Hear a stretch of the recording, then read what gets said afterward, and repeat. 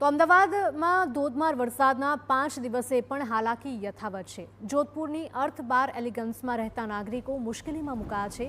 5 કરોડ રૂપિયાના ખર્ચે લીધેલા ઘરોમાં રહેતા લોકોને કરોડો રૂપિયાનું નુકસાન થયું છે। બેઝમેન્ટમાં પાણી ભરાવાના લીધે ગાડીઓને નુકસાન થયું છે। 22થી વધારે મોંઘીદાટ ગાડીઓને મોટા પાયે નુકસાન થયું છે। એએમસીના હેવી ડિવોટરિંગ મશીન દ્વારા પાણી કાઢવાના પ્રયાસો નિષ્ફળ સાબિત થયા। અનેક અરજીઓ બાદ પણ સ્ટ્રોમ વોટર લાઇન ન મળતા સ્થાનિકોમાં રોષ ફેલાયો છે। સ્થાનિકોનું કહેવું છે કે તંત્ર પાણી કાઢવા માટે સતત પ્રયાસો તો કરી રહ્યું છે, પરંતુ પાણી કેમ નથી નીકળી રહ્યું તે મોટો સવાલ છે। વધુ પાણી અંદર ન આવે તે માટે સ્થાનિકો જાતે ખર્ચ કરી રહ્યા છે।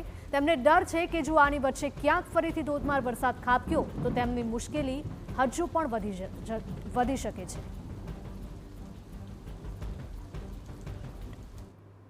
ફરી 2 દિવસ વરસાદ આવશે ને તો will be in deep trouble.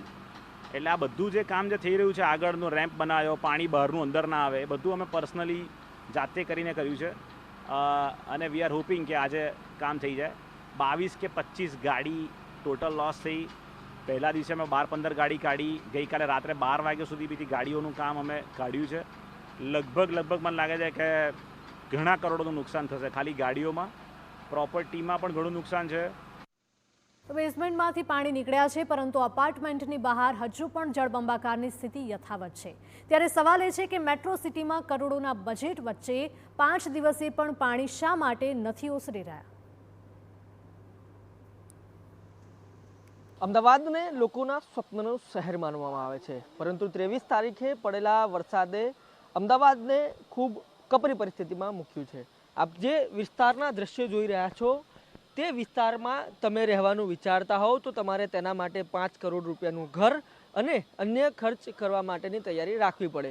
તેમ છતાં આટલા મોંઘા ઘરમાં રહેતા લોકો જ્યારે 23 તારીખે પડેલા વરસાદ અને આજે 27 તારીખે પણ કયા પ્રકારની પરિસ્થિતિમાં રહે છે તે આપ દ્રશ્યમાં જોઈ શકો છો। હજુ પણ ઘટનાના 5મા દિવસે જે પાણી છે તે ઓસર્યા નથી। એએમસી દ્વારા મોટી જે મોટરો લગાવ્યા બાદ પણ પાણી કેવી રીતે નીકાળવું તે પ્રશ્નનો જવાબ હજી સુધી મળ્યો નથી। જે પાણી 5 દિવસથી ભરાયેલા હતા તેના કારણે બેઝમેન્ટમાં પડેલી 22થી વધુ મોંઘીદાટ ગાડીઓ છે તેને નુકસાન થયું છે। આપ જે પ્રકારે દ્રશ્યમાં જોઈ રહ્યા છો તે કારની હાલત કોઈ અકસ્માતના કારણે નહીં, પરંતુ 23 તારીખે અમદાવાદમાં જે ભારે વરસાદ પડ્યો ત્યારબાદ જે પાણી અમદાવાદમાં ભરાયું અને અમદાવાદ જળબંબાકાર થયું તેના કારણે થયેલી પરિસ્થિતિને કારણે આ પ્રકારની હાલત છે। 1 નહીં, 2 નહીં, 3 નહીં, પરંતુ 22થી વધુ મોંઘીદાટ ગાડીઓ માત્ર એલિગન્સ 12 નામની જે ઇમારત છે તેમાં ખરાબ થયા હોવાની જે સમાચાર છે તે અત્યારે મળી રહ્યા છે।